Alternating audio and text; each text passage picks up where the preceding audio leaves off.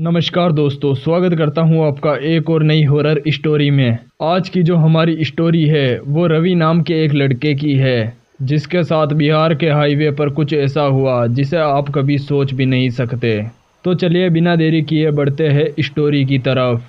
लेकिन उससे पहले मेरी आपसे एक गुजारिश है कि आप इस स्टोरी को पूरा सुनोगे तभी आपको मज़ा आएगा, और साथ ही हमारे चैनल को सब्सक्राइब भी कर देना। तो चलिए बिना देरी किए बढ़ते हैं स्टोरी की तरफ। नमस्कार दोस्तों, मेरा नाम रवि है और मैं बिहार के एक छोटे से गांव का रहने वाला हूं। ये कहानी उस रात की है जिसे मैं चाहकर भी कभी भुला नहीं सकता। मैं अपने दोस्त रोहित के साथ पटना से वापस अपने घर लौट रहा था। हम पटना से रात के करीबन 11 बजे निकले थे। हाईवे एकदम खाली था, चारों तरफ सन्नाटा और अंधेरा था। रोहित ने मुझसे कहा, रवि अगर हम जल्दी घर पहुंचेंगे तो हमें आराम मिलेगा। मैंने रवि की बात सुनकर हाँ में अपना सिर हिलाया और गाड़ी की स्पीड को बढ़ा दिया।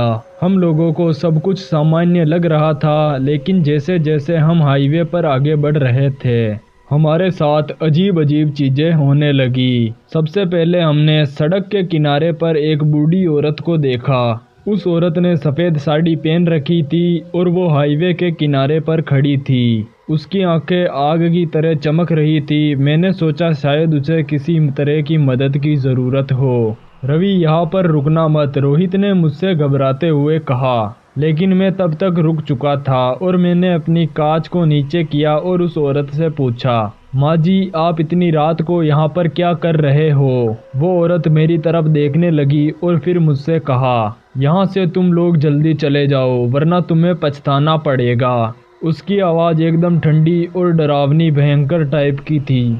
उसकी ऐसी बात सुनकर मैंने तुरंत गाड़ी को स्टार्ट किया और आगे बढ़ा लिया। कुछ किलोमीटर आगे बढ़ने के बाद मुझे गाड़ी के अंदर ठंड लगने लगी। मैंने देखा कि एयर कंडीशनर भी बंद था, फिर भी गाड़ी के अंदर की ठंड बढ़ते जा रही थी। तभी गाड़ी का इंजन जोर जोर से झटका देने लगा। क्या हुआ रवि? रोहित ने घबराते हुए मुझसे पूछा।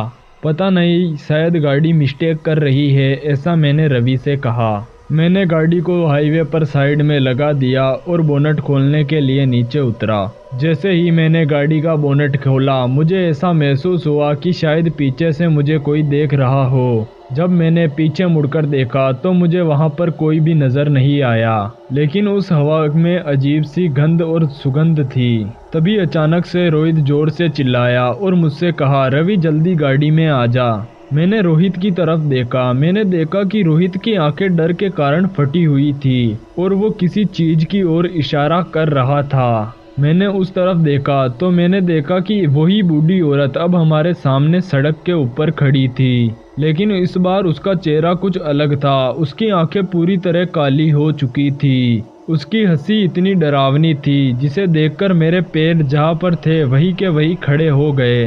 रोहित ने मुझे जल्दी से गाड़ी के अंदर खींचा और फिर दरवाज़ा बंद कर लिया। फिर मैंने जल्दी से गाड़ी स्टार्ट करने की कोशिश की, लेकिन गाड़ी का इंजन बिल्कुल भी स्टार्ट होने का नाम नहीं ले रहा था। उस समय हम दोनों को महसूस हुआ कि हम किसी बड़ी मुसीबत में फंस चुके हैं। रवि, क्या वो हमें जाने देगी? रोहित ने कांपते हुए मुझसे पूछा। वो औरत धीरे धीरे हमारी तरफ बढ़ने लगी और फिर ऐसा देखकर रोहित की हालत बिल्कुल खराब हो चुकी थी और वो डर के मारण कांपने लगा था। उसने मुझे चिल्लाते हुए कहा, रवि कुछ कर, वो औरत हमारे करीब आ रही है। मैंने फिर तीसरी बार गाड़ी को स्टार्ट करने की कोशिश की, लेकिन इस बार गाड़ी स्टार्ट हो गई।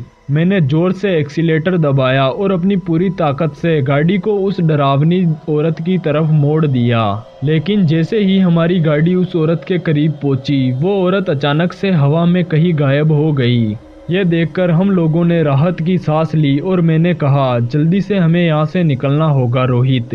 और फिर मैंने पूरी रफ्तार से गाड़ी को भगाना स्टार्ट कर दिया। लेकिन कुछ किलोमीटर चलने के बाद हमारी गाड़ी फिर से बंद हो गई, जैसे किसी ने कसकर ब्रेक लगा दिया हो। मैंने गाड़ी में बैठे बैठे चारों तरफ अपनी नज़र घुमाई, लेकिन वहाँ पर मुझे कोई भी नज़र नहीं आया जो हमारी मदद कर सके। रवि, हम लोग फंस चुके हैं। ये हाईवे कोई सामान्य हाईवे नहीं है, ऐसा रोहित ने मुझसे कहा। रोहित की आवाज़ डर और थकान के कारण काँप रही थी। रोहित तुम टेंशन मत लो, हमें कुछ नहीं होगा, बस तुम शांत रहो। ऐसा कहकर मैंने खुद को भी समझाने की कोशिश की। तभी अचानक से गाड़ी के शीशे पर किसी के खरोंचने की आवाज आई। ऐसा लग रहा था जैसे कोई अपने नाखूनों से गाड़ी के शीशे को खरोद रहा हो। हम लोगों ने बाहर जाकर देखा लेकिन वहां पर कुछ नहीं था। तभी हमारी गाड़ी के अंदर एक अजीब सी गंध फैलने लगी और फिर पीछे वाली सीट से किसी की सांस लेने की आवाजें आने लगी। रवि, क्या तुमने ये आवाज सुनी? रोहित ने मुझसे कांपते हुए कहा। हाँ, लेकिन हम लोगों के अलावा पीछे तो कोई भी नहीं है। हम लोगों ने धीरे धीरे पीछे मुड़कर देखा। वहां पर वो बूढ़ी औरत बैठी हुई थी। उसकी आंखों से खून जैसा कुछ बह रहा था। यह नज़ारा देखकर मेरी रूह कांप गई और उसकी हंसी तो ऐसी थी कि मानो किसी के भी होश उड़ा जाए। तुम लोगों ने मेरी चेतावनी को नहीं माना। अब इस हाईवे से कोई भी जिंदा नहीं जाएगा, उस औरत ने हम लोगों से कहा। मैंने डर के मारे रोहित का हाथ पकड़ लिया। तुम कौन हो और हमसे क्या चाहती हो? ऐसा मैंने चिल्लाते हुए उससे पूछा। उस औरत ने ठंडी आवाज में कहा, ये हाईवे मेरा घर है। मुझे इस हाईवे पर बेवजह मारा गया था और जब तक मेरा बदला पूरा नहीं होगा और तब तक यहाँ से कोई भी जिंदा वापस नहीं जाएगा। हम दोनों ने उसकी बात सुनी और हम दोनों बहुत ज़्यादा डर गए। रोहित ने उस औरत से हिम्मत कर पूछा, क्या तुम्हें न्याय चाहिए? हमें बताओ, हम क्या कर सकते हैं? उसकी आंखों में पहली बार गुस्से की जगह दर्द नजर आया।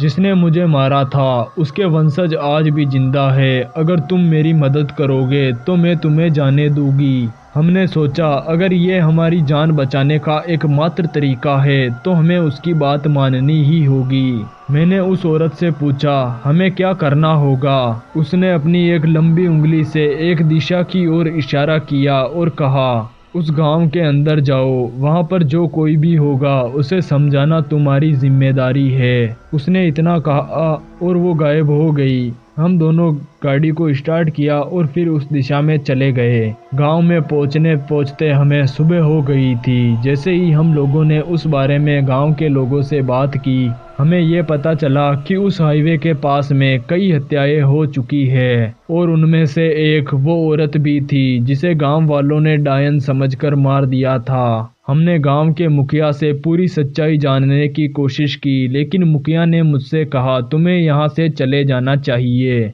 उसकी ऐसी बातें सुनकर हम लोग वहाँ से जल्दी से निकल गए क्योंकि अब सुबह हो चुकी थी, इसीलिए वो औरत दोबारा हमें नहीं मिली। और उसके बाद मैं कभी भी उस हाईवे के ऊपर रात के टाइम नहीं गया। तो ये थी मेरी स्टोरी। अगर आपको ये सच्ची और अच्छी लगे तो मुझे कमेंट में ज़रूर बताना और साथ ही हमारे इस चैनल को सब्सक्राइब भी कर देना। तो चलिए मिलते हैं अगली और एक भयानक स्टोरी के साथ।